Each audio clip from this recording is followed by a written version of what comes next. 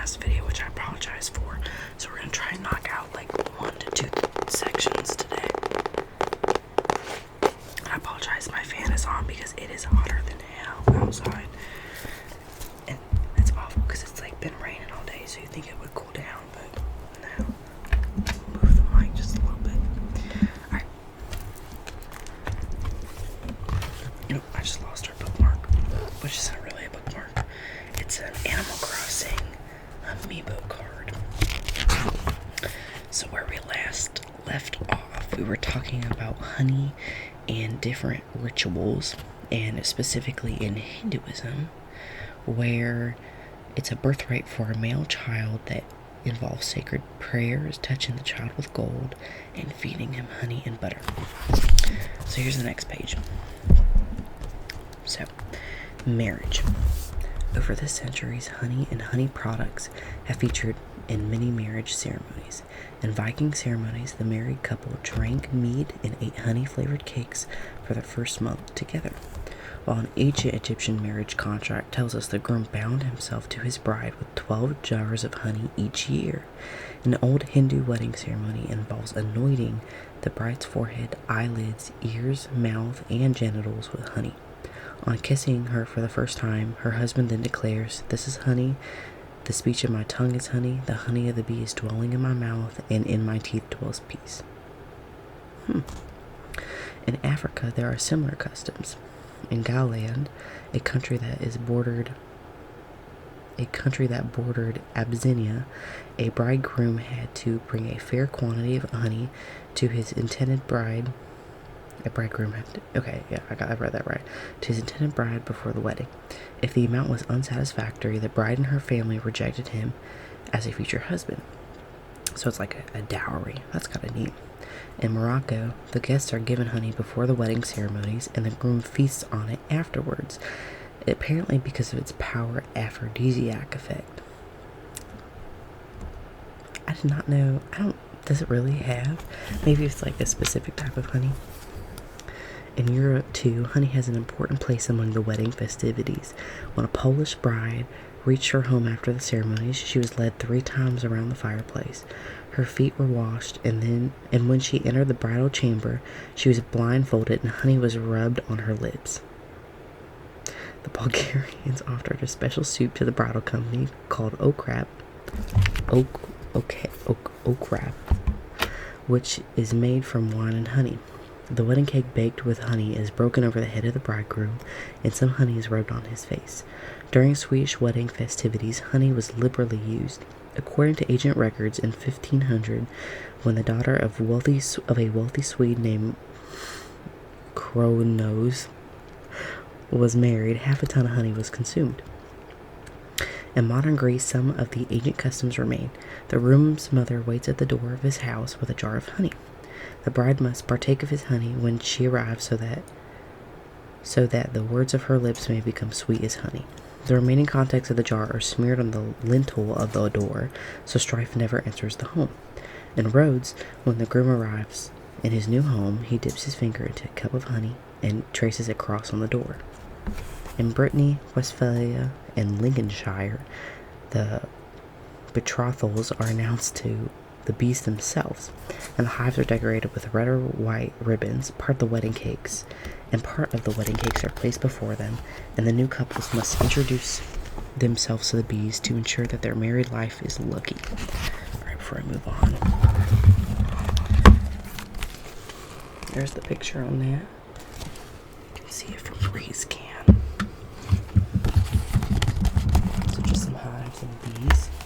And then there's a little table that we didn't read as well. And it says, a prophecy in ancient Greece stated that Kronos, who ruled during Greece's mythological golden age, would be usurped by his own children. Kronos attempted to prevent this by swallowing 5 of his children at birth. However, when Zeus was born, his mother Rhea gave Kronos a stone swaddled in cloth, which he swallowed in the belief that it was his newborn son. Rhea then hid baby Zeus under armed guard in a cave on Mount Dicte in Crete. In some versions of the myth, when the baby cried, the guards clashed their shields and spears to attract swarms of bees. These bees attacked intruders and provided honey for the newborn.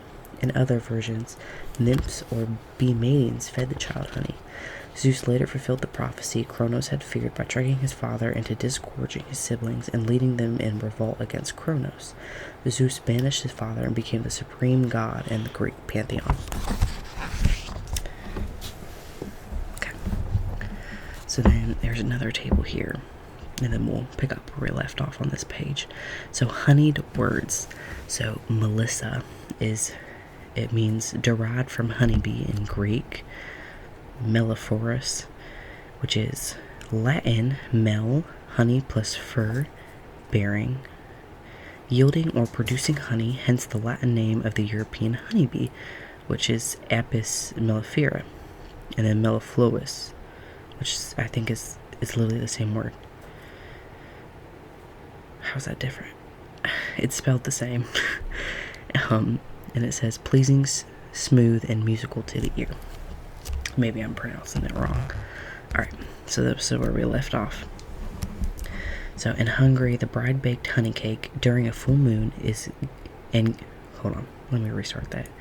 In Hungary, the bride baked honey cake during a full moon and gave it to the groom to secure his love.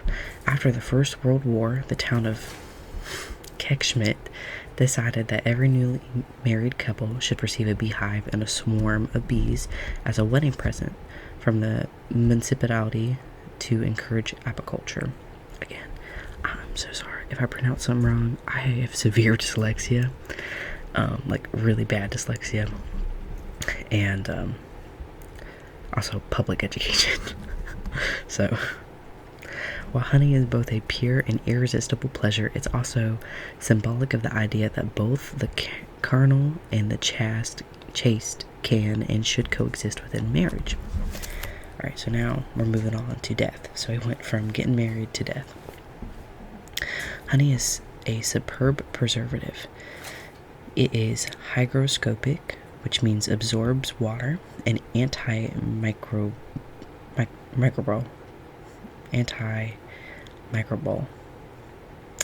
So when it comes into contact with animal tissue, it slowly releases hydrogen peroxide, which in turn inhibits bacterial growth. That's kind of what I was talking about in the last video. I don't know if it's like a Midwest thing or what, but like when you bite your mouth really bad, like your tongue or your cheeks might, like, you'll get told to like put some honey in your mouth. That's kind of cool. The ancient world appreciated the preservative qualities of honey. Embalming with honey dates back to the 2nd century BC in the ancient city of Akkad, the remains of which are thought to lie beneath Baghdad in Iraq. Bodies were smeared with beeswax and then buried in honey. A grisly anecdote demonstrated this appears in The Mummy by the British Museum's celebrated Egyptologist E.A. Wallace Budge in 1925. Once when he, medieval Egyptian Alatif al-Baghdadi, I'm so sorry, and several others were occupied in exploring the caves and seeking for treasures near the pyramids, they came across a sealed jar, and having opened it, they found that it contained honey. They began to eat it. Someone in the party remarked that a hair in honey turned around one of the fingers who was dipping his bread in, and they drew out the body of a small child, appeared with all of its limbs complete in good state of preservation. It was well dressed and had numerous ornaments. That's disgusting. So they were eating out a jar of honey, and it had a body in it. Ew. I would die. I think I'd die on that spot. Alright, so we went from death, now immortality. One of honey's most unusual qualities is that it never entirely spoils, which may be why it was regarded as an immortal food and regenerative substance. The Greek believed that ambrosia and nectar, the food and drink of the gods, contributed to their immortality. In one version of the Greek myth, Thetis anoints her infant son Achilles with ambrosia before placing him in fire to burn away his mortality. Excuse me. For the ancient Egyptians, funeral rituals that featured honey were a way of preparing the dead for the life to come. As described in the Book of the Dead in the British Museum, that's my guinea pigs, I apologize, the vital opening of the mouth ritual took place after mummification. A priest would use a special implement to open the mouth of the mummy, allowing the senses to be revitalized and bodily functions restored so that a dead person could enjoy the food and wine with which they had been supplied for the afterlife. Honey was offered at various points throughout the ceremony, and one incantation refers to the dead person going about as a bee, which is thought to have been a reference to the person's ka, or life force. Alright, and then there's a table, and then I'll show you the pictures on these pages. So honeyed words are associated with seduction, but love is bittersweet, honey can turn into poison, love to hate. The stinging honeybee is associated with the gods of love, which is Eros and Kama. Soft adorings from their loves receive upon the honeyed middle of the night. And most of all, would I flee from the cruel madness of love, the honey of poison flowers and all measureless ill. Those are two quotes. The origin of the word honeymoon is sometimes disputed. What is clear is that while today the word has a positive meaning, it probably originally was a reference to the inevitable waning of love, like a phase of the moon. That makes a lot more sense. Alright, here's the pictures. So that's a casket with a mummy in it. And down here, or up there I guess, is a cart carrying hives. And then the description on this says, the Egyptians made use of wax for the mummification process.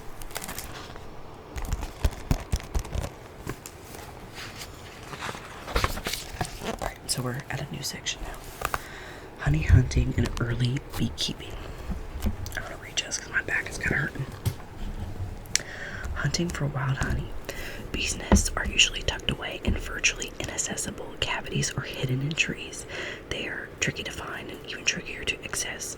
So, in addition to the threat of being stung, collecting honey for the hunter-gatherer societies of the Stone Ages was a precarious task. But sustenance meant survival, and honey hunters were and remain brave and determined. The earliest records of honey gathering come from rock art of the Mesolithic era of Middle Stone Age in southern Africa, Asia, Australia, and Europe. The oldest known in the Cave of the Spider, La Cueva de la Arana, near Valencia, in eastern Spain, depicts a human perched perilously high on a rope ladder. To the left is the nest in the figure's right hand, and in the figure's right hand is a basket for the honeycomb plunder. In another cave at Barranc Fondo, also in Valencia, a scene shows the honey hunters working together as a group. 4 people on a ladder attempt to reach the honey stored in a high crevice, while their accomplices wait below for the honeycombs to drop. These basic methods used by these prehistoric honey hunters are still practiced in pockets of the world today. The Bedouin in the Syrian desert, the Vedas of Sri Lanka, and the Garon people of Nepal, among others, all employ this technique. For many, such as the Indian Ketunagar tribe, honey hunting provides a valuable source of income. A biannual honey harvest also still takes place in the foothills of the Himalayas in central Nepal, demonstrating the various taboos and rituals associated with honey hunting remain, including sexual abstinence and appeasement of the gods. Here the honey harvest is preceded by offerings of fruit, flowers, and rice, as well as prayer. Only then will a honey hunter commence his ancestral descent of the rugged cliff face to plunder the nest of one of the world's largest species of honeybee, Apis labrosa. And then it says, beekeeping is the second oldest profession. So, here's the next section. Binding the honey. Early honey gatherers devised many skills in tracking bees, such as looking out for their droppings on leaves. I don't know what that would look like. That's interesting. They also tagged them to make them easier to track with red ochre, a blade of grass, or an ox hair. And Del Robustica describes a method of trapping bees inside a reed filled with honey, then releasing them one by one to ascertain the direction of the nest. It is certainly more pleasant than the 18th century Eastern European method of soaking a bee in human urine to track it to its nest. What would the bee have to do with anything? Like, to smell it back? I'm so lost. In North America, in the 18th century, honey hunters would sometimes attract a bee to a plate of flour. The flour would stick to the insect's hairy body and make it visible. That's smart, like how they do with pollen. Then they would follow the bee back to the nest for its honey.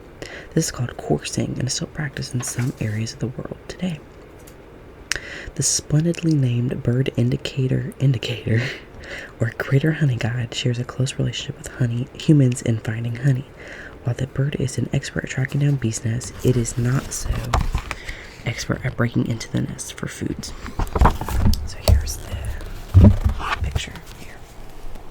So this shows like early people, like Stone Age people, looking for nests and getting in there.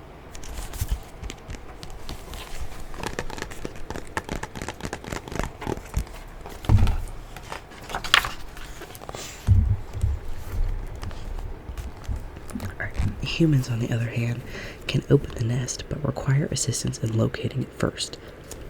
Honey hunters in tropical Africa discovered that this could benefit both parties. The chattering sounds and showy flashes of white on the greater honey guide's tail feathers as it flies from perch to perch toward the honey attract the hunters and lead them toward their goal, and they will often reward the little bird with leftovers from broken honeycomb.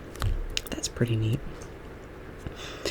So, while honey hunters still persist in some societies, honey is now largely obtained from kept bees. This beekeeping developed hand in hand with the growth of agriculture.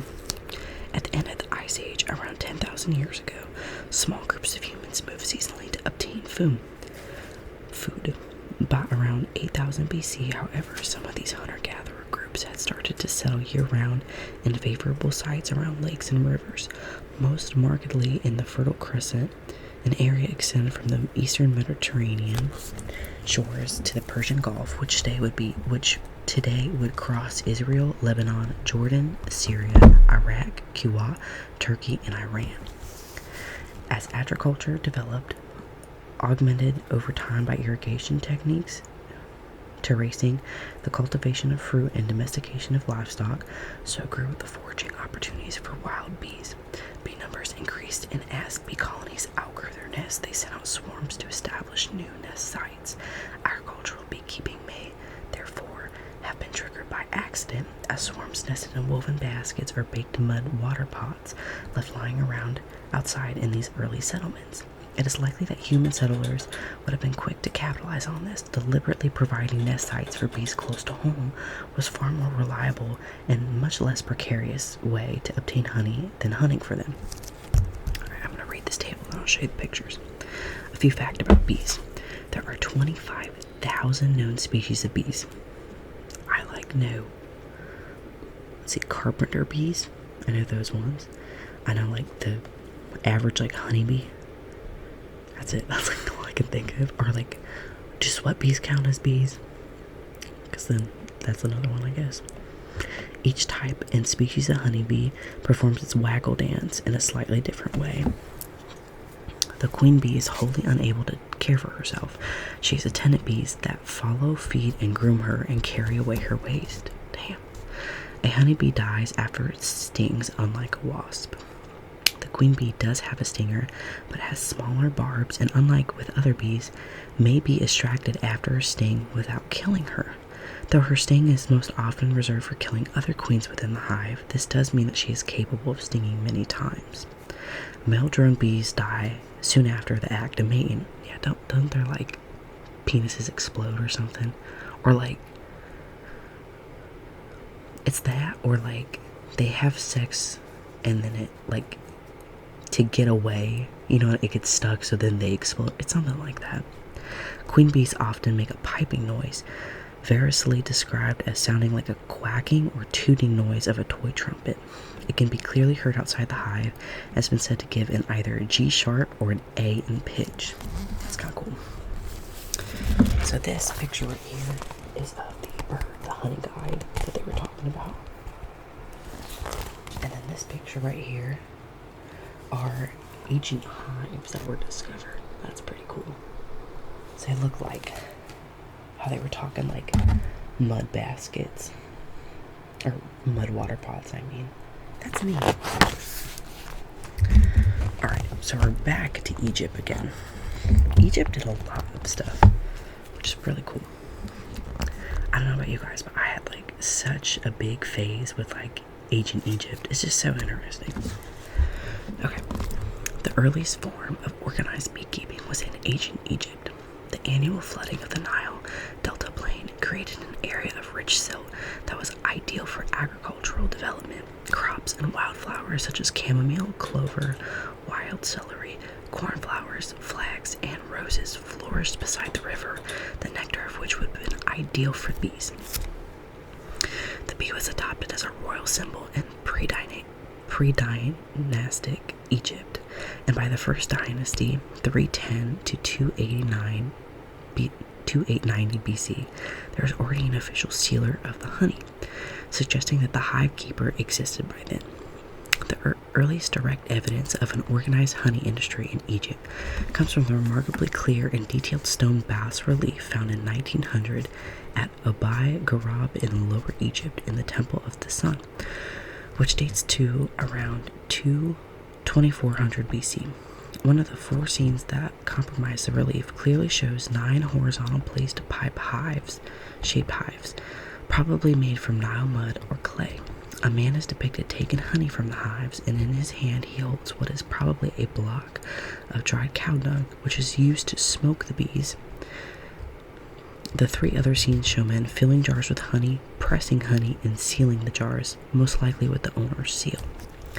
In 1978, Dr. Eva Crane, a beekeeper, physicist, and founder of the Bee Research Association, later the International Bee Research Association, who was once described as the queen bee among bee experts, discovered hives in the Nile Valley just like those depicted in ancient Egyptian drawings.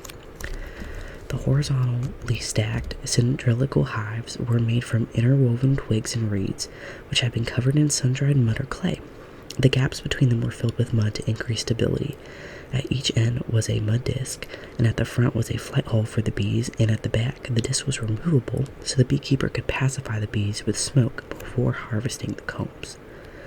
The design of these hives meant that beekeepers would have been able to divide a colony of bees by removing a few combs containing brood and a queen from one cylinder, and placing them inside another empty cylinder.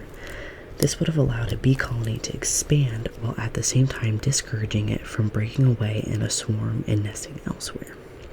That's really cool. By around 1500 BC, beekeeping in Egypt was organized on a vast scale. There were state granaries,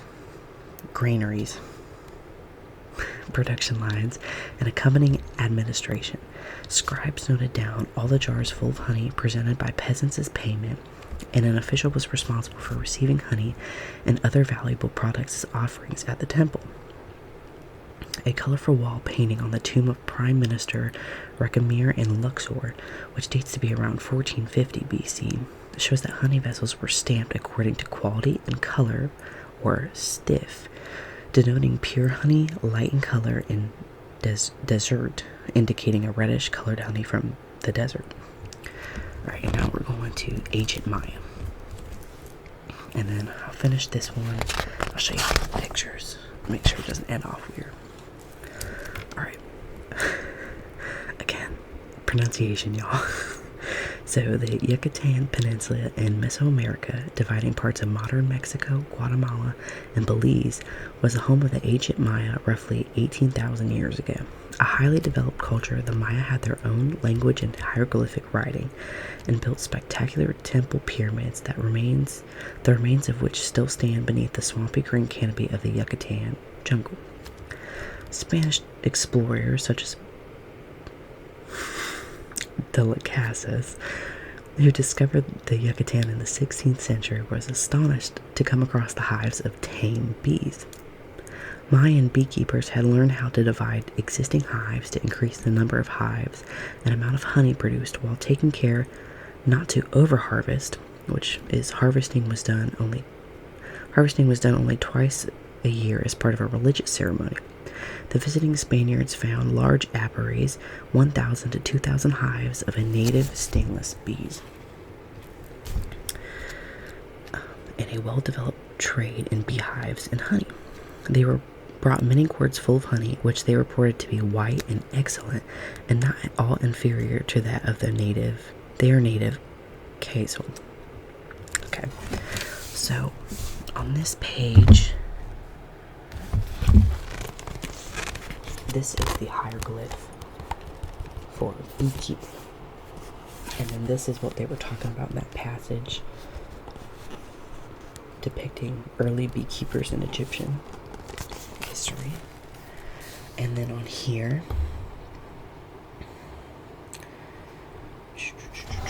this hieroglyph was found in a column of the Temple of Kalpcha in Egypt. That's pretty neat. Doesn't say what this is though. But that's pretty cool.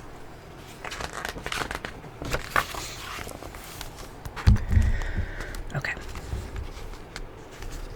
My apologies, sorry I sound stuffed up. I swear I start reading and then I sound disgusting. Alright. The hives that Delicasis found were made from hollowed out logs in the shape of drums and were beautifully carved with detailed figures and ornaments. Each hive also featured the sculpted sign of the owner. The bees entered and left by a hole along the middle of the hive, and stone discs recently found in Belize are believed to have been the end stoppers, these discs dating from somewhere between 300 BC and 380. Are the oldest known beekeeping artifacts in the New World. So now we're going to the ancient East. Frequent references to sacred honey and mead in the Hindu Rig Veda suggest apiculture may have been established in India in earlier times, though hunting for wild honey remains a lucrative business to this day. Historians and archaeologists suspect that hive beekeeping may actually have begun in the wake of the campaigns of Alexander the Great. These led him to cross the Hindu Kush, the mountains between Afghanistan and Pakistan, in 327 BC, and establish Macedonian rule in the upper Indus basin, which is Persia. Certainly, the hives used in traditional beekeeping, as observed by Ava Crane in Kashmir in the 1980s, are remarkably similar to the horizontal hives discovered in ancient Greece, suggesting that beekeeping know-how was transported over long distances. China's native honeybee, Apis cerana, is smaller than the western honeybee, A. mellifera. It forages in a smaller area and produces less honey. Nevertheless, by the time of the East Han dynasty, AD 25 to 150, beekeeping was clearly not only well established but highly profitable. Indeed, it is also listed in a book from the period called How to Acquire Wealth by advisor and businessman Fawn Li.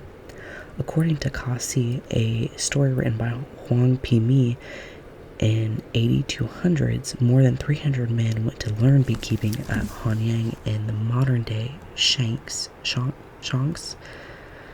province, and by the Qin dynasty in AD 265 to 420, a government proclamation was issued to encourage productivity. And now we're jumping to ancient Rome. So, although hives in Roman Italy were made from plant material that has not survived, writing from the period gives evidence of the existence of beekeeping in ancient Rome. Roman writers on beekeeping almost certainly absorbed some of their knowledge from the Mediterranean regions, Italy, Sicily, Sardinia, Corsica, and much of North Africa, including Carthage. Most of Spain, Macedonia, a historic region of the Balkan Peninsula, and Phoenicia, and the area west of Asia Minor, the region linking the Mediterranean basin with the Great Asian hinterland, where hive keeping has been practiced for at least 2,000 years. Practical descriptions are given of hiving swarms, how to dispose of unwanted queens, when and how to feed bees, how to protect bees from their enemies, as well as how to keep the hive clean. There's also information about different types of honey. The Roman scholar and papal envoy Varro, 116 to 27 BC. I hate how BC and AD are like. I hate that. Described a range of hives, from those made of wood and bark, the best, to round wicker constructions covered with cow dung inside and out, and ones made from earthenware, the worst, because they provided the least insulation. He also mentioned rectangular hives measuring 3 foot by 1 foot, or 100 centimeters by 30 centimeters, made from fennel stalks. These were also known as feruli hives and originated in Sicily. Being narrow in the middle, these hives, according to Varro, were meant to mirror the shape of a bee's body. These hives had holes on either side to allow bees to enter and exit, and lids at either end so the beekeepers could remove the combs. The hives were kept on wall ledges in rows of 2 or 3, with spaces between the rows. Beekeeping was a profitable business in the Roman world. 2 brothers by the name of Vianus inherited half an acre of land in Spain, created a garden, planted it with thyme and cytisus broom and apidistrum, that's a mock parsley, and established an apiary, which brought them 10,000 sesterces a year, which I'm so sorry if I botched that, which is approximately $20,000 today. That's crazy. The Roman writer who most conjures up the smallholder idol of beekeeping, however, is Virgil. Book 6 of his treatise on small-scale farming, Georgics, which appeared around 30 BC, contains an epic poem on bees and beekeeping. So, there is a table here. I'll read that and then I'll show you the pictures. Let me see how much farther I got. I have to go get a drink really quick. This is a real long book, y'all. It's really interesting. Okay, we got 1, 2, 3, 4, 5, 6, 7, 8, 9, 10. Okay, I'm gonna get this table done. So this is labeled Aristotle the Beekeeper. So the book Historia Animalum, written between 344 and 342 BC, Aristotle offers a detailed picture of beekeeping in ancient Greece. He includes notes about bee masters removing the combs from their hives and taking care to leave enough food behind for the bees to survive the winter. And he describes how, when honey ran short, the beekeepers supplied bees with figs and sweet-tasting articles of food. Aristotle states that a hive could yield anything from a meager 5 pints, or 3 liters, of honey to an exceptionally prosperous 18 pints, or 10 liters. He also describes a monotonous and peculiar sound that can be heard a few days before a swarm issues from a hive, and how a beekeeper should sprinkle a hive with sweet wine to attract the bees. Interesting. Okay, so this picture down here is a picture of a Mayan, what does it say? Codex. So it's showing representations of bees and hives in there. And then this is the table I just read. And I think that's a picture of Aristotle. Or a drawing of Aristotle. Portrait. I'm just dropping everything that I've been so far. I'm gonna go grab a drink really quick and we'll pick up. So, Virgil describes in elegant detail the practicalities of keeping bees and procuring stocks. He discusses the roles of different bees in the hives, and he describes his preference for hives of cork and willow with small entrances and cracks stopped up to save the bees' labor. He even warns against what can be offensive to bees, such as the smell of yew, which being poisonous would produce poisonous honey, loud noises, and even the odor of burnt crabs. That's interesting. Alrighty. So this is beekeeping in the Middle Ages and beyond. So we're moving up in the timeline. So keeping bees in trees. Before the advent of purpose-built beehives, hunter-gatherers in medieval Europe sought out mature trees with resident wild honeybees nesting in their cavities.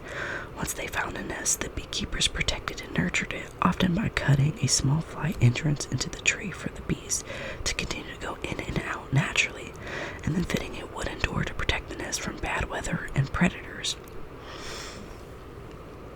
Straw secured by ropes around the trunk helped insulate the nest in winter, and if the nest was high up, the gatherers improved their own access to it by cutting footholds out of the tree trunk or affixing rope ladders. Alternatively, hunting-gatherers created the right conditions to attract swarms of bees to start nests by lopping the tops off growing trees to reduce their height to thicken their trunks, and then carved artificial cavities in trunks in an attempt to create a desirable habitat for the bees.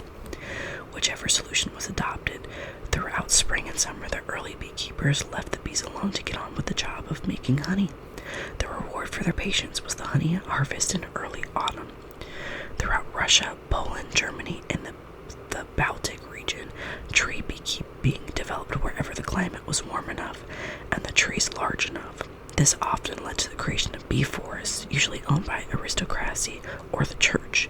A bee forest can contain 100 to 500 tree cavities, with up to 20 cavities occupied by honeybees at any one time, the number limited by the available forage in the grassy clearings.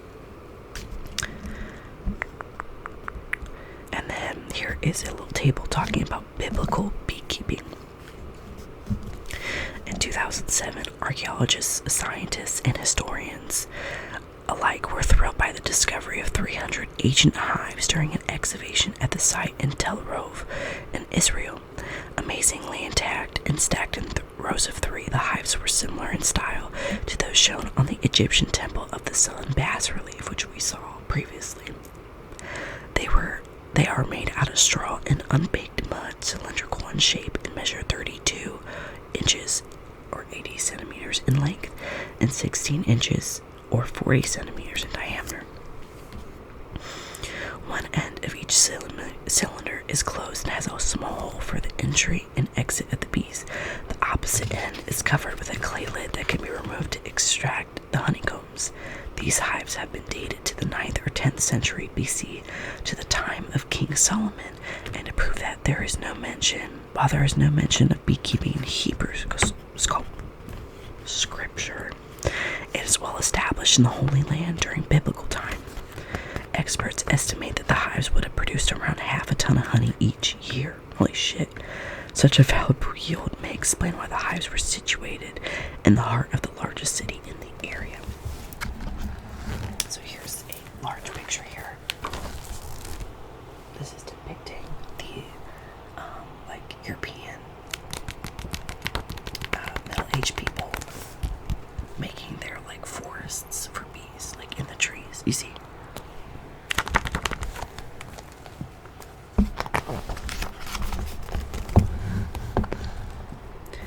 I really am enjoying this book, but I also feel like we are repeating so much information over and over again in a way.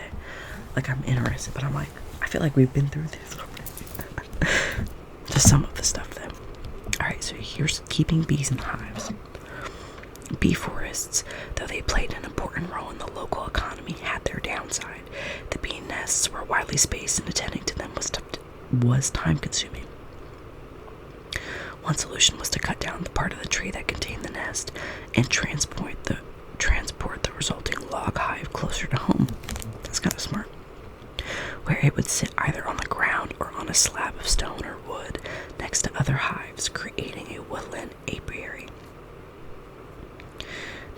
These hives were often carved or painted, and in Poland and eastern Germany particularly, the carvings would be very sophisticated.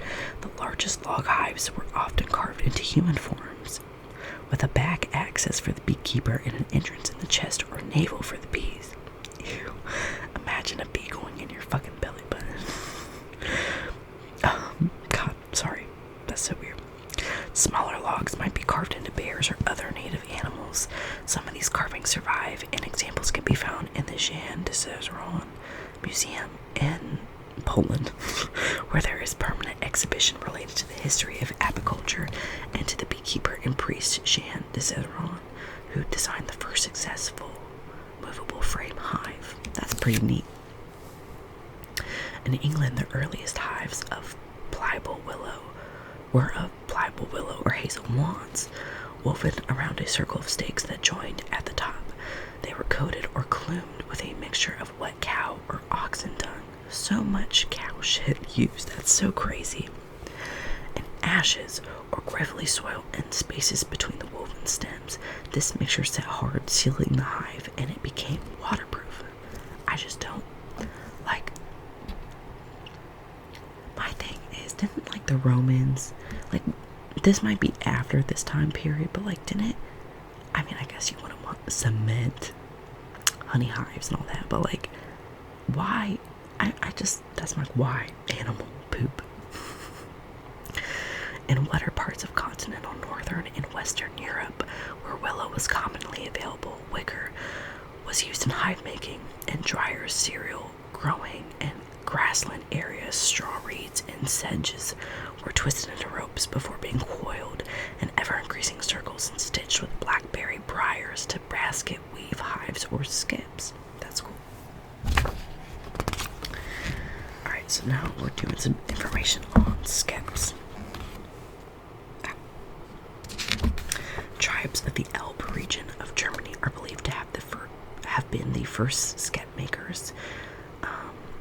They were originally made of coiled rope and straw and were dome-shaped.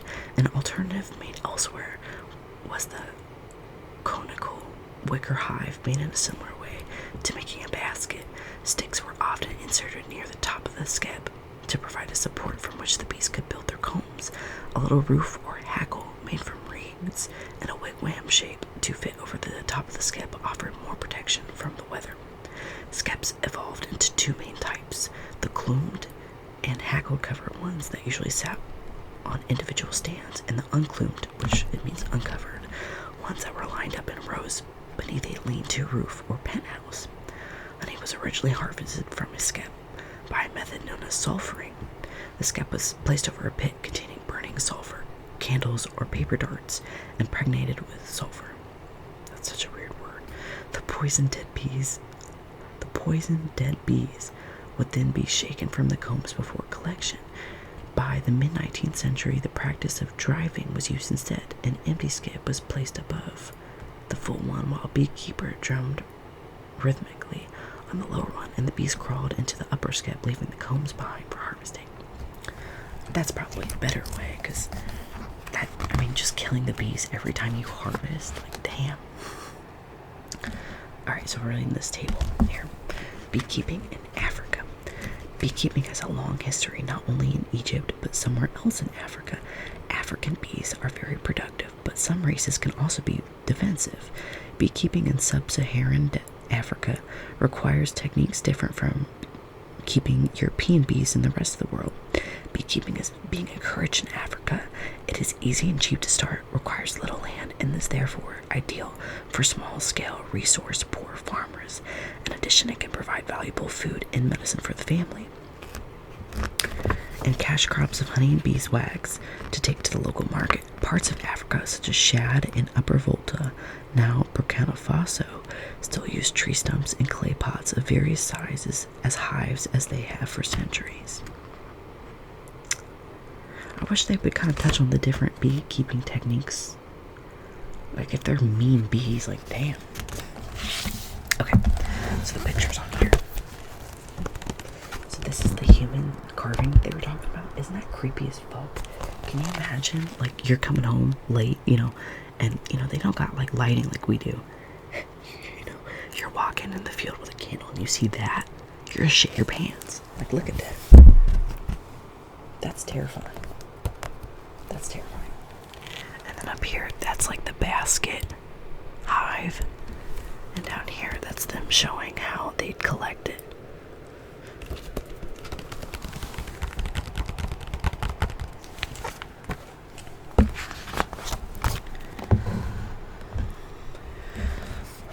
Oh, my back just cracked. Sorry if you heard that. Okay. The skep has never lost its role in beekeeping. It is an airy and pleasant environment for the bees. To hive a swarm from a tree branch, many modern beekeepers hold a skep beneath the swarm and pull the branch down sharply so that the whole swarm drops into a skep in a ball. The swarm is then transferred to hive. Watch, I'm saying skep wrong. It's like skeep or something. In Britain, France, and parts of Belgium, sturdy stone constructions were sometimes specially made to house skeps. These beeholes were often set in a south or southeast facing wall, either part of the house walls or those of walled orchids. Orchids, oh my god, from where bees could pollinate the fruit trees. Sorry, I'm messy. There are bee bowls from the Middle Ages as well as some modern ones, but construction was at its peak in the 18th and 19th centuries. Wow. There were still numerous large country estates.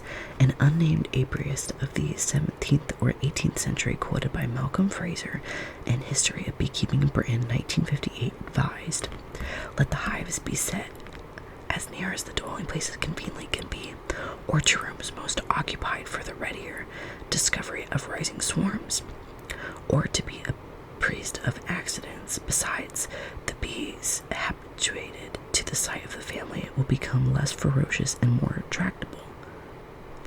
So they actually want you to have a hive in like your home. That's crazy. That's nuts. Bee bowls generally feature a row of separate, often arced, open niches, about 24 inches or 60 centimeters high, 20 inches or 50 meters wide, and 18 inches or 45 centimeters deep. Each niche contained a yellow straw cap with a front entrance. Okay. So here is bees and kept swarmed as soon as the nest became overcrowded. This meant that skep beekeepers became practiced at catching or hiving a swarm. To encourage a swarm to settle nearby, the beekeepers banged together metal objects, such as pots and pans, to make a loud noise. Once a swarm settled, the bees were encouraged to take up residence in an empty skep. This ancient tradition, known as tanging, is still practiced today. Also alerted the neighborhood that the bees were swarming. That's cool. So,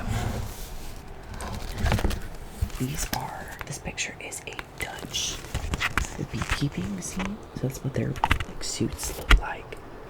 And that's like a skep. That's kind of cool. And then here is them tanging a swarm.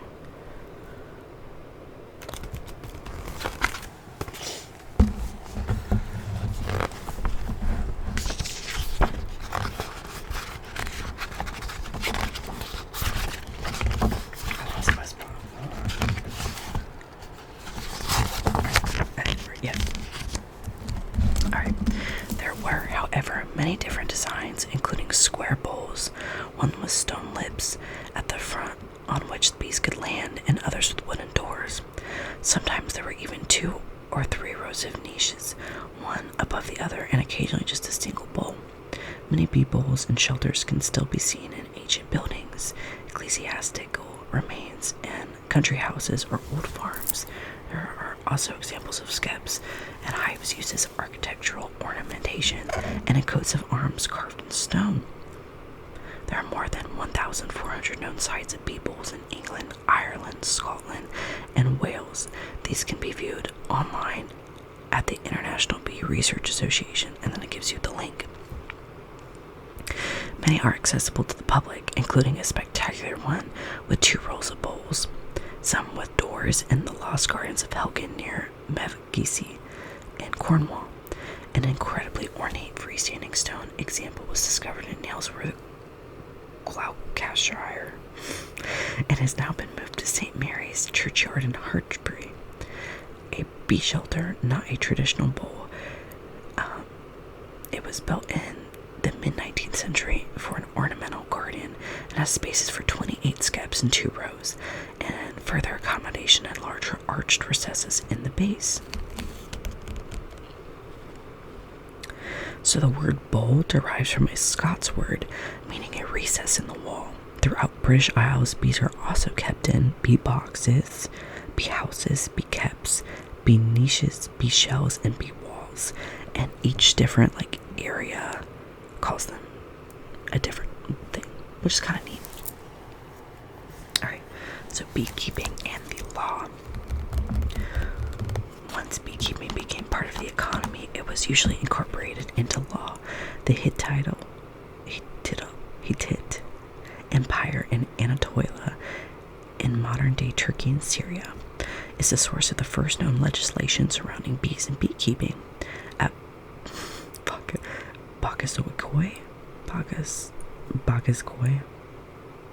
the site of Hittite capital of Hattusa in north-central Turkey, a number of clay tablets from around 15,000 BC are inscribed in cuneiform. 2 paragraphs not only reveal the penalties for stealing bees or hives, a forfeit of 5 shekels of silver for stealing a swarm, equating a swarm's value to that of a sheep, but also mention earlier harsher penalties. The Romans, however, created laws that were and are still a cornerstone of rulings on animals in many countries. According to Roman civil law, bees were wild animals. Hive bees, however, belonged to a hive owner. If hive bee swarms, the owner had a right to collect them from a neighbor's land, but once they were out of the owner's sight, they were deemed to have been reverted to a wild state, and the owner had no claim to them. An old English document, oh my gosh, my phone's gonna die. An old English document, Recitunes Singularum Personarum, I'm so good at Latin, dating from AD 1000, records the rights and obligations of workers and tenants on an English estate before the Norman conquest in 1066. Each worker is listed in order of rank. The beekeeper, or beecorral, is ranked second lowest next to swineherd. Despite this, the beecorrals were authorized to collect honey both from wild nests and man-made hives, and heavy punishments were inflicted on anyone who stole from these hives. The Doomsday Book of 1086 was a survey of existing settlements, stock, and land. It contains many references to the collection of wild honey. The law during William I's reign, 1066 to 87, began to state exactly who had rights to this wild honey and what sanctions there were against stealing.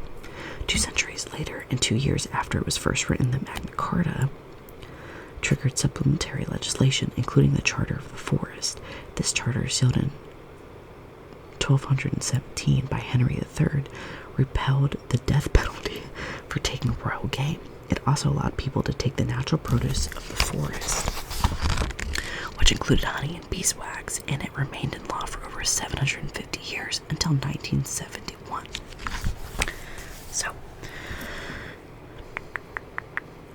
So these are bee bowls right here. So like the bowl means like a recess, so that's what that is. And then this right here is a skep in a single bead bowl. Interesting.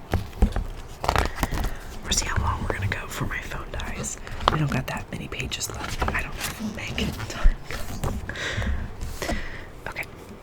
The charter gave greater security to the people, not just in allowing access to food sources, but financially. At that time, many landowners were monasteries, and it was common to pay rent either partly or wholly in beeswax, which the monks needed for votive candles. Towns often combined coin and honey in their taxes to the king. That's really interesting. So it's almost a type of currency almost. That's how valuable it is. The ancient laws of Ireland, known as the Senchus Mór, were codified in the 5th century, but are only thought to date back before AD 250. Not only does the document frequently mention beehives, but it also describes what it is to be fed to children. The offspring of the poor could expect a stir-bout of oatmeal, buttermilk, or water. The offspring of aristocratic chieftains had a barley meal with new milk and butter. Sons and daughters of kings, however, might receive wheaten bread with new milk and honey, an indication of high value placed upon honey. Keepers of bees were responsible for damage to fruit and flowers caused by their bees, but as it was clearly impossible to police, each beekeeper had to pay a fixed share of honey to any neighbors living within the range of a bee that could fly and allegedly cause damage. This was estimated to be the range of a crowing cock or a church bell. Gotcha. Modern laws concerning bees and beekeeping have concerned both with combating the spread of disease among bees and protecting neighbors in urban environments. Uses of honey. Though honey is mainly used as foodstuff, a sweetener in its own right, ancient cultures used it for healing, preserving, and embalming. It was also used as taxes and tributes for subject or conquered people, or given it as an offering to the gods. It is little wonder, therefore, that beekeeping was such an efficiently run endeavor, and that guaranteed supply of such valuable commodity was a sign of wealth and power. In ancient Egypt, there is evidence of a special honey cake made for children in the 1400s BC, baked in the shape of a person, rather like gingerbread men of today. That's cute. There are also triangular shat cakes. That's what it is, shat cakes, made with honey and date flour. By 594 BC, beekeeping in Athens had reached such a scale that Solon passed a law stipulating that stalks of bee had to be placed 300 feet apart. Attic honey from time-covered slopes of Mount Hymettus was reputed to be the best, a feast-crowning dish. Cheesecakes steeped in rich honey, along with honeycombs and honey wine or mead, made Athens a gastronomic center of the ancient world. According to the Epirus Papyrus from 1550 BC, one of the oldest Egyptian medical documents, a blend of honey, ground alabaster, natron powder, which is sodium bicarbonate, and salt could be used to beautify the body. Honey was also used in anti-wrinkle cream, but so was turpentine. Yeah, a lot of, I still see honey, skincare products to this day. That's kind of cool. When the Spanish conquered the Mayan people in 1542, they demanded tributes. Out of 173 towns and villages in 1549, 163 paid some in beeswax, and 157 gave some in honey. The total payments included around 3 tons of honey and 277 tons of wax. Okay. So, pictures are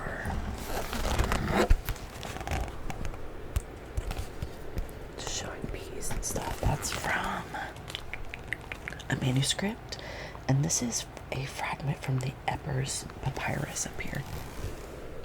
Isn't that cool?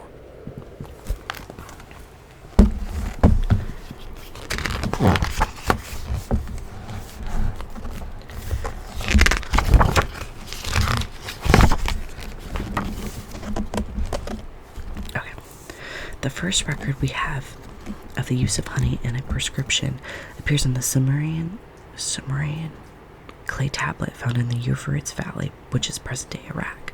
The tablet has been dated to around 2100 BC to 2000 BC. The Chinese also seem to use honey medicinally as far as back as 2000 BC. It was the Egyptians, however, who seem to have embraced honey most widely. It features as an external application in no fewer than 147 prescriptions in the Epirus Papyrus, and in 102 prescriptions for internal use. It was taken to cure, among others, respiratory conditions such as phlegm and asthma, and the Kahun Papyrus, which lists remedies for gynecological complaints and dates to around 1900 BC, describes a contraceptive paste made out of honey, crocodile feces, and saltpeter. Imagine that's your birth control, is honey, crocodile poop, and saltpeter. Crazy. Honey was also invaluable in wound care for the ancient Egyptians, Assyrians, Chinese, Greeks, and Romans. A Vedic surgeon, Siddhartha, who lived around 14,000 BC, treated wounds with a paste of honey, butter, barley, and herbs, while the Greek physician Hippocrates, recorded as the father of modern medicine, cited its use for sores, carbuncles, ulcers, and also as a simple dietary remedy to tackle pain, thirst, and fevers. During World War I, when supplies of conventional antiseptic ran out, the Germans used honey as a substitute. To this day, a licensed form of honey is still used in wound care in hospitals to store human corneas for transplant operations. That's nuts. That's so good. Alright guys, we're gonna have to stop here because my phone's like 2% right now. I hope you guys enjoyed. How many pages were we off?